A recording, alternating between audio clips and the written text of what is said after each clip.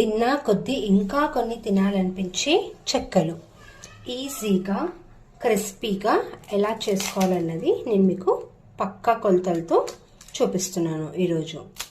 Okay, మీరు కనుక ఇవి కొలతలు కరెక్ట్గా ఫాలో అయ్యి చేస్తే మీకు కూడా ఇలా క్రంచీగా వస్తాయి.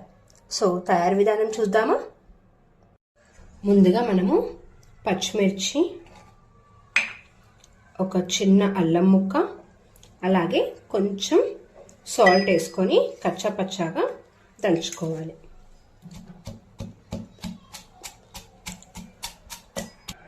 ఇప్పుడు ఒక బౌల్లో 1 కప్ బియ్యం పిండి తీసుకొని ఒక 2 స్పూన్ నువ్వులు, గంట సేపు నానబెట్టుకున్న శనగపప్పు, తరిగి పెట్టుకున్న కొత్తిమీర, కరివేపాకు,